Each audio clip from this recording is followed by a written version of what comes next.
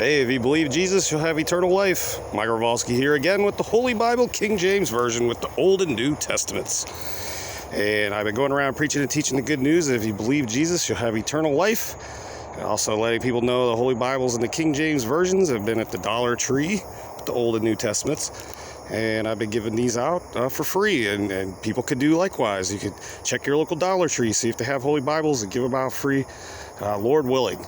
At any rate, I just want to show you what happened to me today. It rained, and I got drenched. My little rain suit, I got it hanging up somewhere. It didn't stop the rain. Hold on, I was going to put my Bible down somewhere. I guess I'll just put it up here. I took my cabin and converted it into a lean-to for the moment.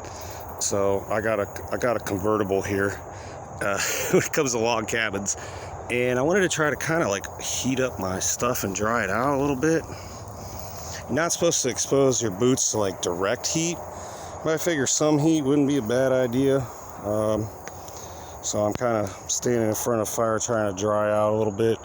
Everything was all wet today. It was about 2 o'clock, 2:30, something like that.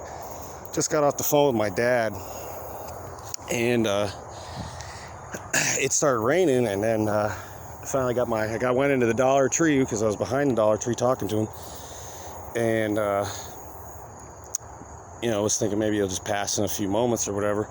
Well, it looked like it wasn't going to pass, so I started putting my rain stuff on, and then I thought, well, I'm going to go around and try to talk to people about Jesus. It was not happening. I put my plastic bags around my Bible, which this right here, these plastic bags, they're blue. I don't remember what version these are, or what brand name rather, but they're just not quite as nice as some of the others that I've had. Let me put this in my basket or something. The Bible itself has a plastic cover. The problem is, sometimes that cover's broken, like this one, after a while, and yeah, the glue wore out. Let me put this back in here. Let's hold on for a sec. Apologize for the video interruption. At any rate, trying to survive what we just got doused with. There, that's what it looks like when it's inside the plastic. So I can move that over here. But yeah, I tested out my fire pit yesterday. It worked out really good. I thought, you know what? I want to make it into a wood stove type thing and get a couple large roasting pans and try to put those over top of that, and maybe make a chimney like using these instead of putting those in the tunnel like I was thinking. Looks like the tunnel's okay. I put a bowl over top of that one with some water, and then I even took a stick, a miniature pole, and then I just dropped this down in there, and it fit in there perfectly. So that kept the critter. Hopefully that kept the critters out of there. I do see that it rained. The rain did kind of get down in there and kind of messed up the hole a little bit, but that's not a big deal. I can work with that. I'm just trying to see what I can get done. I'm gonna try to use some of this heat to dry my boots. I can feel the heat right here. I don't know if this would count as direct heat, but it's some kind of heat that would help probably to get these things dried out a little bit. I dried my sandals out for a few. Now they say that it could potentially mess up the glue in the boots, having direct heat on them. I figure this really isn't direct heat since they're just gonna sit next to the fire. Most of the heat's down in there, and it's hot. I could take the shoelaces out too. I think it'll be good enough if I just leave it like this, hopefully. Set them over here like this, and put another one over here. Put the other one over here rather. Ooh, fire's burning great. But yeah, what I want to do is get some large roasting pans and maybe cut them. They've had them to where they were shaped kind of like this, but I figured if I just cut off one of the ends and put another one and then like turn it sideways, I'll have two parts, Lord willing. I can remove one part and feed the fire, with that, and then put it back on, like have it on the top side, and then use those tin cans and make myself a little chimney, have it go up, bend some foil, and then have it go straight to the corner back there, and then maybe run it up one of these poles. So just to let y'all know, my design's going pretty good. Let me actually lift this up. There we go. Let me get some heat on the side of the boot there. Just enough. Hopefully. I'm gonna try to get this fire going a little bit more. It's going pretty good right now. I just want to make sure I got some more big logs on it. I'll put some of this bigger stuff here just to kind of give it something. I guess I could throw these on there. Well, let me throw these big ones right here is what I was kind of looking for. But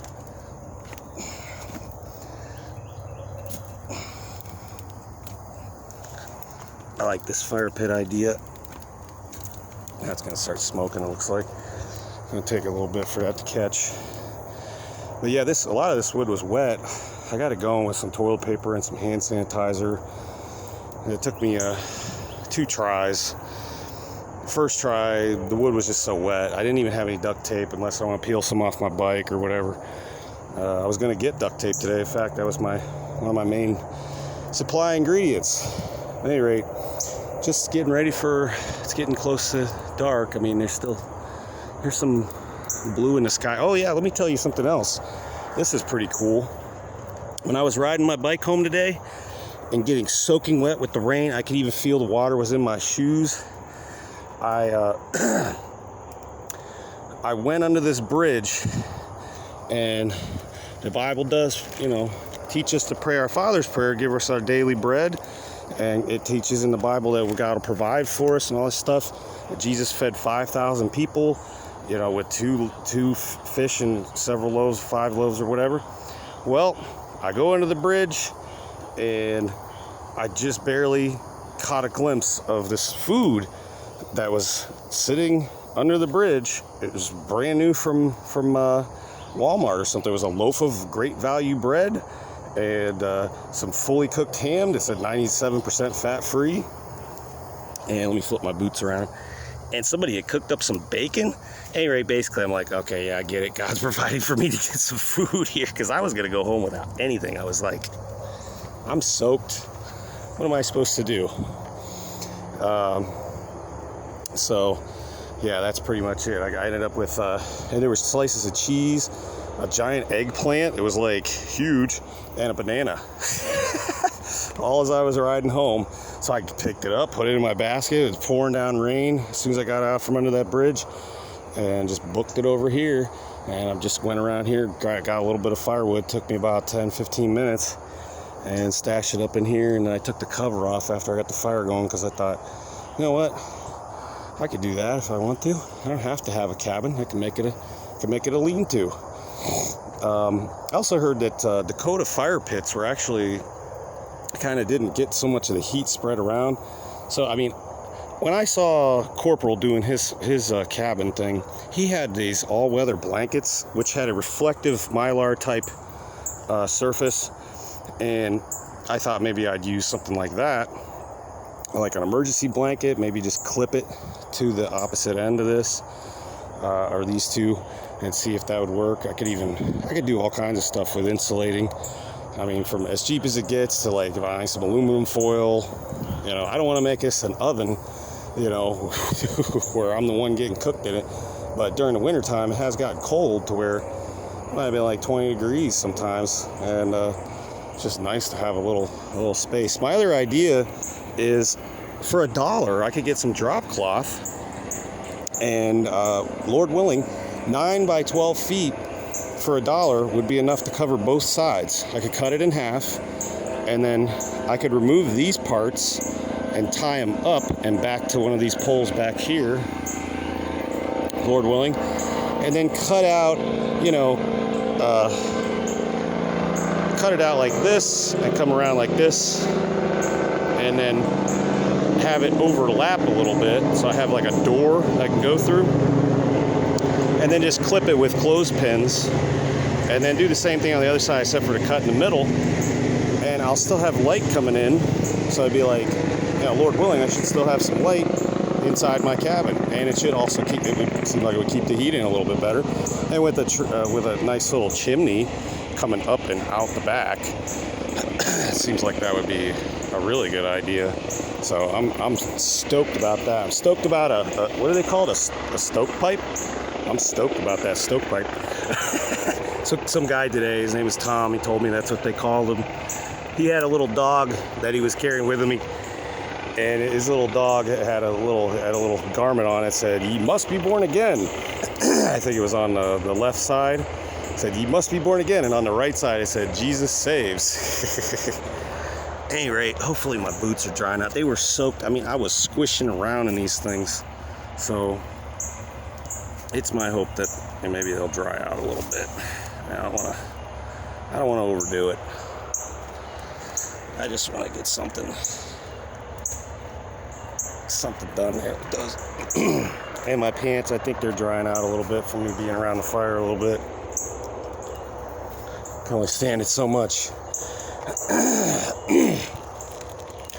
Well, I've still been working on this project. I just put this in here. I don't want it to get wet.